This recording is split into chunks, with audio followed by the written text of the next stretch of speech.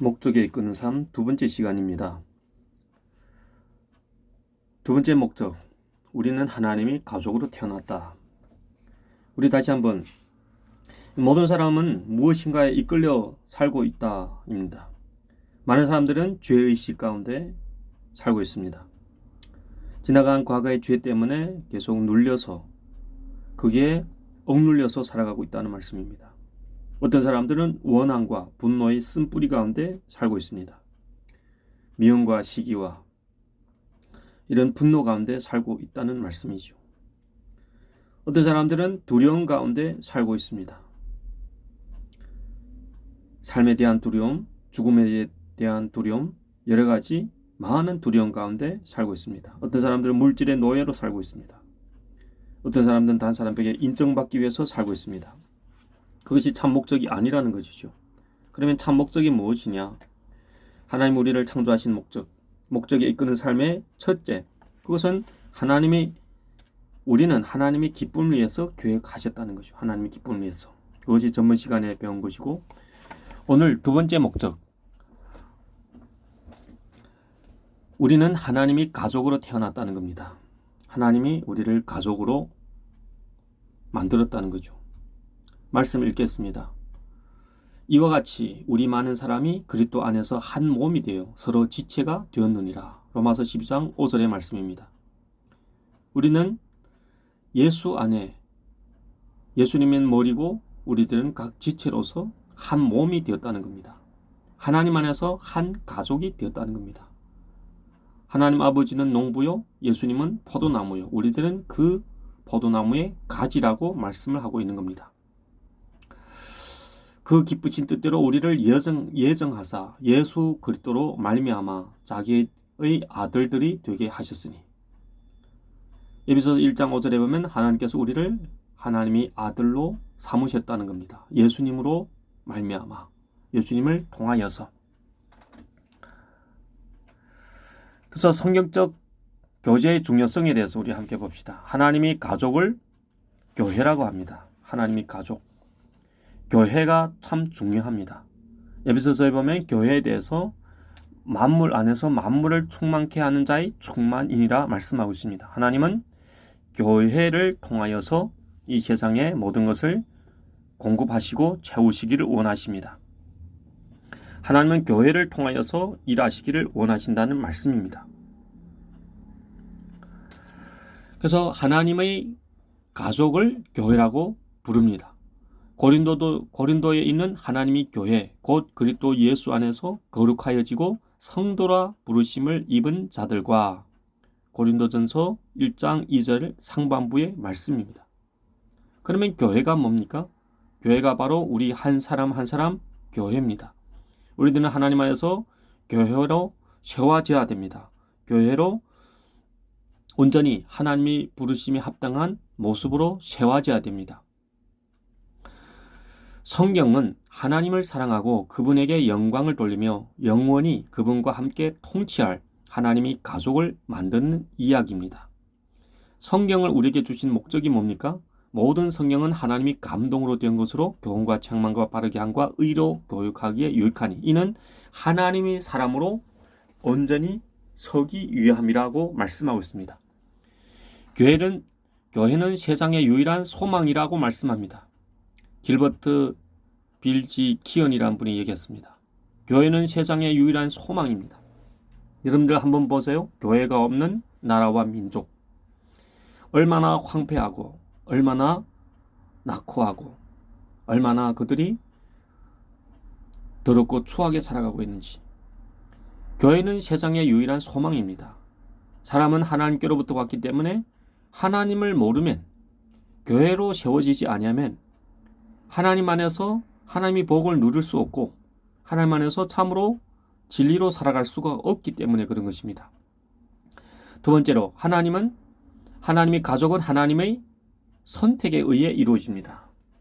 곧 창세전에 그리스도 안에서 우리를 택하사, 구원받은 우리에 대해서 하나님이 택하신 것입니다. 지금도 택하신 백성들이 참으로 많습니다. 우리들은 그들이 하나님 앞에 나오도록 세례 요한과 같이 주의 길을 예비하는 그런 역할을 우리가 감당해야 됩니다. 우리는 영적인 가족은 혈육 관계보다 더 중요한데 그것은 영적인 가족은 영원히 함께할 것이기 때문입니다. 그렇습니다. 우리 육신의 형제, 육신의 가족은 세상에 살 때만 가족입니다. 그러나 하나님 안에서 영적인 가족은 우리 내세 영원히 사는 그 천국에서 영원한 세계 속에서 함께 있어야 할 가족이기 때문에 그런 것입니다. 세 번째, 하나님이 가족 간에 서로 세우는 관계를 교제라고 합니다. 하나님의 교회, 바로 우리들의 교회인데 우리들은 서로 교제를 해야 됩니다. 그래서 로마서 15장, 16장 마지막 부분에는 서로 문안하라고 말씀하죠. 서로 문안하라. 서로 위로하라. 안위하라. 우리가 보고 들은 바를 너희에게도 전함은 너희로 우리와 사귐이 있게 하려 함이니 우리 사귐은 아버지와 그 아들 예수 그리스도와 함께 함이라. 요한일서 1장 3절의 말씀입니다. 우리는 하나님 앞에 기도해야 됩니다. 그 기도를 통하여서 우리들은 하나님께로부터 오는 힘과 능력과 소망을 얻게 됩니다. 우리는 서로 교제해야 됩니다. 서로 교제를 통하여서 우리 함께 믿음으로 세워져 가시는 겁니다. 교제란 원래 공통 분모를 갖는다는 뜻으로 예수 그리스도를 공통 분모로 한 사람들이 서로를 세우는 모든 행위를 말한다. 교제라는 것은 서로 세우는 거예요. 서로 넘어지게 하는 것이 아니고 서로 세우는 겁니다. 교제는 함께하는 삶을 경험하는 거예요. 하나님과 함께하는 삶, 하나님 앞에서 기도 응답을 서로 간증으로 나누고 하나님 앞에서 어려운 문제를 함께 나누면서 함께하는 삶입니다. 동거동락, 함께 기뻐하고 함께 슬퍼하는 그것이 바로 참담 교제라고 말씀합니다. 그것은 이기적이지 않고 사랑, 이기적이지 않는 사랑, 진실한 나눔, 실제적인 섬김과 희생적으로 서로에게 베풀고 서로에게 위로를 주는 것을 말씀합니다. 섬김이 필요합니다. 나눔이 필요합니다. 희생적으로 베풀음이 필요합니다. 위로를 주는 것이 참으로 교제라고 말씀하고 있습니다. 고독한 그리스도인보다 비기독교적인 것은 없다. 존 메가드라는 분이 얘기했습니다. 고독한 기독교인보다 비기독교적인 것이 없다. 그리스도인들은 고독을 느껴서는 안 됩니다. 우리들은 하나님과 교제하면서 기도하면서 외로움을 느끼지 말아야 될 뿐 아니라 성도 간에 서로 교제하면서 고독을 우리들은 경험하지 말아야 됩니다. 성경적 교제의 실체, 교제의 핵심은 서로를 향한 사랑이라는 것이죠. 교제는 사랑입니다. 우리는 다른 사람에게 섬김을 받기 전에 우리들은 섬기는 자세로 살아가야 되는 겁니다. 우리들은 이 땅에 섬김을 받기 위해서 태어난 것이 아닙니다. 우리들은 예수님처럼 예수님이 땅에 오신 것은 섬김을 받으려 함이 아니라 도리어 섬기려 하고 자기 목숨을 많은 사람의 대속물로 두려워왔다고 말씀을 주고 있는 것처럼 우리도 섬기는 자세로 살아가야 될 것을 말씀을 하고 있습니다.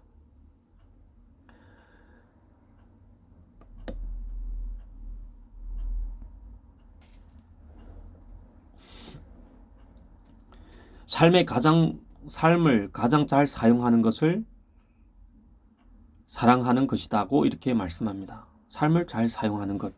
우리 삶을 잘 사용하고 계시나요? 우리는 사랑하고 계시나요? 사랑이 너희 최고 목표가 되게 하라. 고린도전서 14장 1절의 말씀입니다. 사랑이 제일 최고 목표가 되게 하라는 것이죠.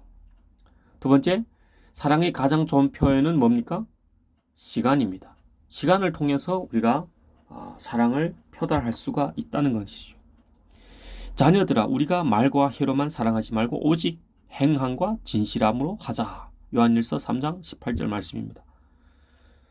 행함과 진실함으로. 사랑하기에 가장 좋은 때는 지금입니다. 지금. 앞으로가 아니라 기회 있을 때마다 우리는 다른 사람에게 선을 행해야 합니다. 갈라디아서 6장 10절의 말씀입니다. 지금 하십시오. 할 일이 생각나거든 지금 하십시오. 오늘 하늘은 맑지만 내일은 구름이 보일는지 모릅니다. 이제는 이미 당신의 것이 아니니 어제는 이미 당신의 것이 아니니 지금 하십시오. 친절한 말 한마디가 생각나거든 지금 말하십시오. 내일은 당신의 것이 안 될지도 모릅니다. 사랑하는 사람은 언제나 곁에 있지 않습니다. 사랑의 말이 있다면 지금 하십시오. 미소를 짓고 싶거든 지금 웃어보십시오. 당신의 친구가 떠나기 전에 장미는 피고 가슴이 설레일 때 지금 당신의 미소를 주십시오. 불러야 할 노래가 있다면 지금 부르십시오. 당신이 해가 저물면 노래 부르기에는 너무나 늦습니다. 당신의 노래를 지금 부르십시오.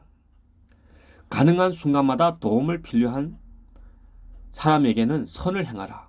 지금 도움을 줄 수 있다면 절대로 내일까지 기다리라고 말하지 말라. 잠언서 3장 27절의 말씀입니다.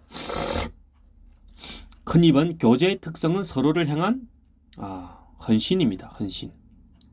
헌신이라는 것은 자기 것을 희생시키는 것이요. 몸을 드린다는 뜻이죠. 너희 몸을 하나님 기뻐하시는 거룩한 산 제사로 드리라. 이것이 너희가 드릴 영적 예배니라. 교제의 특성 가운데 작은 의, 서로에게 진실을 해야 한다. 서로에게 진실을 해야 한다. 이 세상은 거짓이 만무하고 있습니다.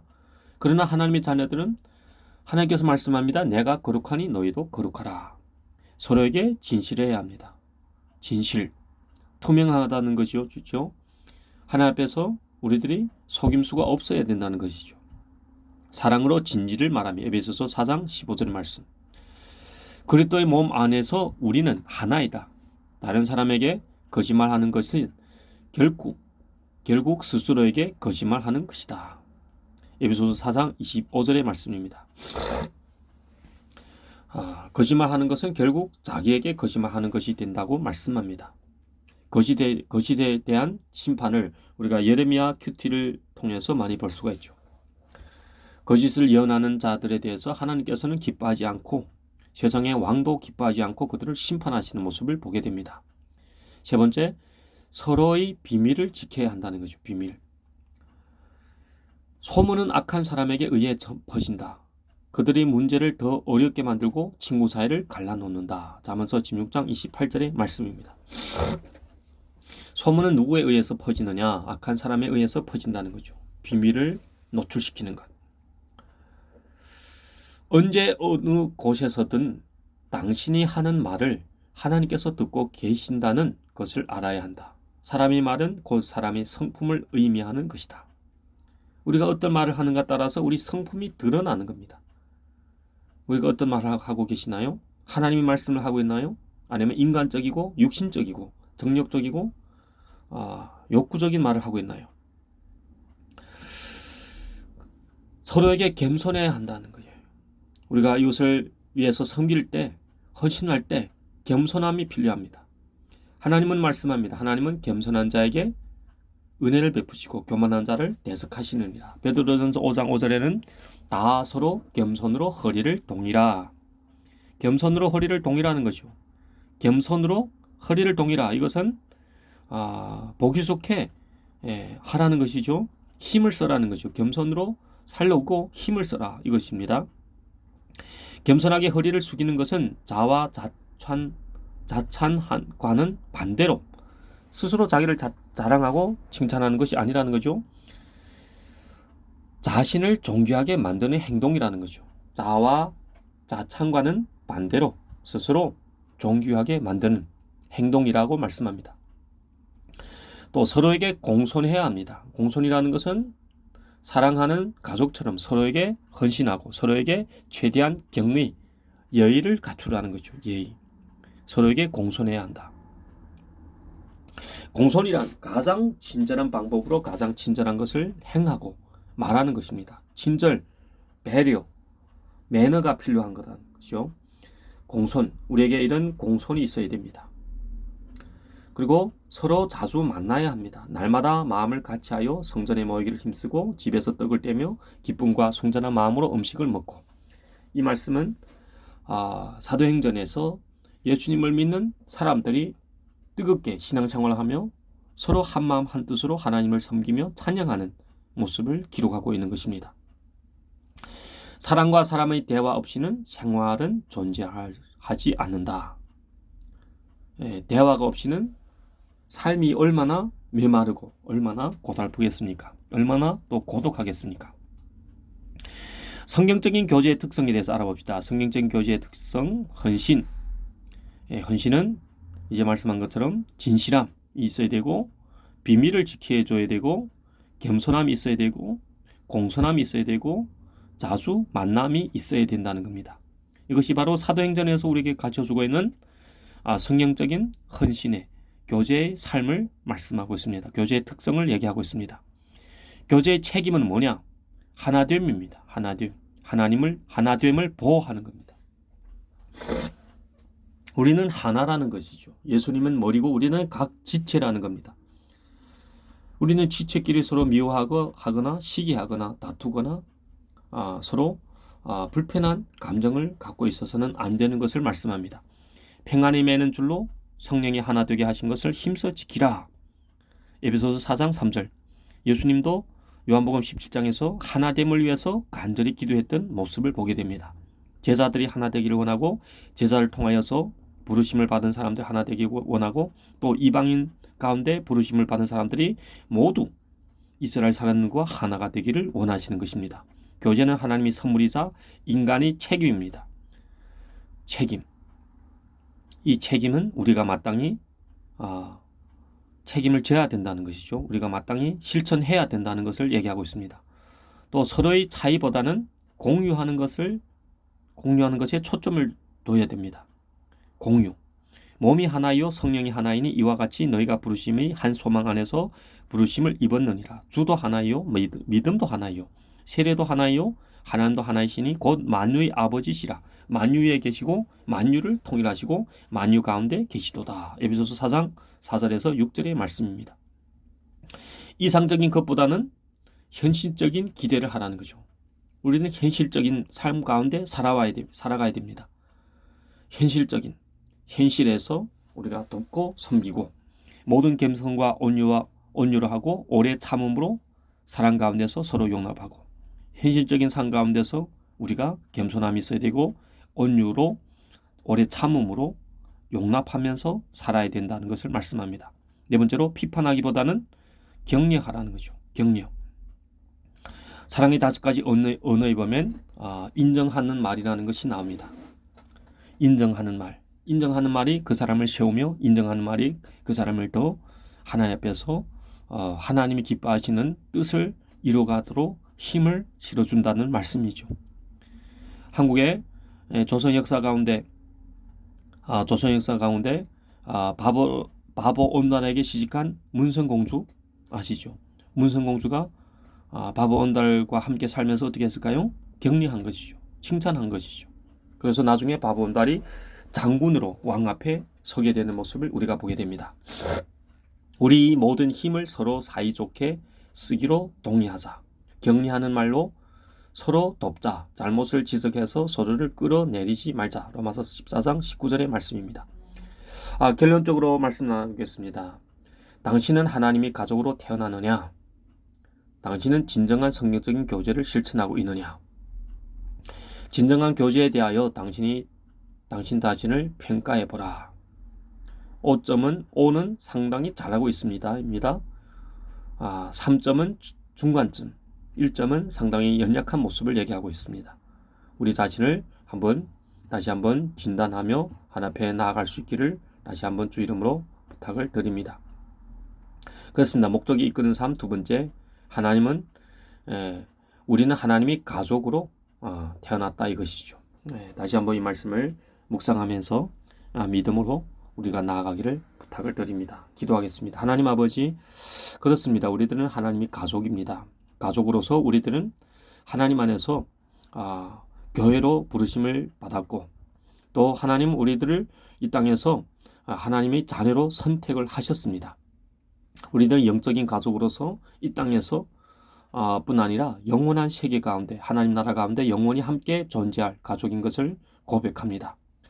하나님 우리들이 가족으로서 헌신하게 하시고, 가족으로서 교제케 하시고 가족으로서 우리가 이 땅에 살아가면서 고독이 없는 그런 실제적인 삶으로 성경적인 교제를 실천하면서 나아갈 수 있도록 하나님 우리를 주관하여 주시옵소서. 하나님 지금 우리들이 서로 교제하며 나아가게 하시고 서로 사랑하며 나아가도록 하나님 우리를 주관하여 주시기 원합니다. 하나님 이 시간 앞에 모든 것 맡기며 감사하며 우리 주 예수님 이름으로 기도를 드리옵나이다.